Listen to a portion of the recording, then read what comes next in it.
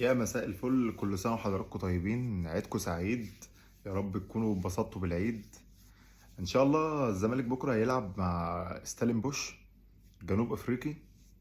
الفرقة دي يا جماعة فرقة مش سهلة ومش في المتناول، والفرقة دي بتكسب صن داونز عادي وبتكسب اورلاندو بايرتس عادي. يا ريت لعيبة الزمالك بكرة تكون مركزة، مباراة مهمة، وان شاء الله ربنا يكرمنا ونفوز، او على الاقل ما نخسرش. يعني لازم بكرة نعمل نتيجة كويسة هناك تسهل علينا الماتش هنا في القاهرة.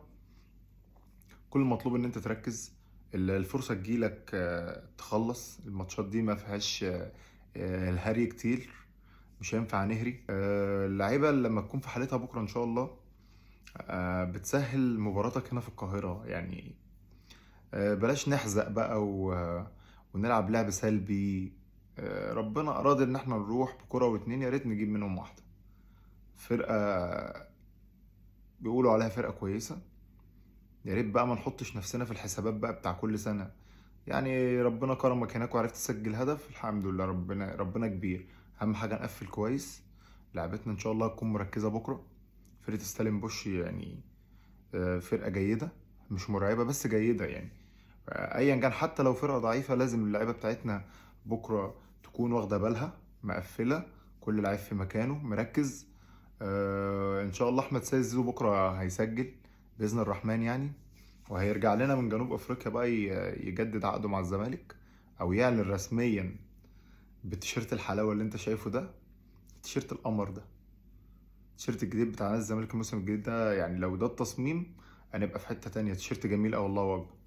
تاني حاجة، ايه اللقطة دي؟ الأهلي النهاردة كان بيلعب مع الهلال السوداني، ايه اللقطة الغريبة دي؟ الحكم بيزق لعيب من الفرقة بالقوة دي. يا سيدي لا، مش مقبول بصراحة. أنا لو بيزق لعيب الزمالك كده يعني، أنا ما بشوفش حكم بيزق بالطريقة والقوة دي. لا، أنت بتروح تبعد بين اللعيبة. يعني سيبك، يعني الأهلي بس يا سيدي لا. ايا كان، انا دايما بشوف ان اللعيب هو اللي بيزق الحكم، انما حكم بيزق بتزق بأني دافع. يعني بتزق بأني دافع، وبعدين تيجي على هاني ده هاني لعيب محترم ومؤدب يعني. لا لا، اللقطة مرفوضة خالص بصراحة. بيراميدز بيفوز بالأربعة على الجيش الملكي. زي ما قلت لكم، الناس اللي مش مصدقة ان بيراميدز فرقة قوية، لا، بيراميدز فرقة قوية وفرقة محترمة.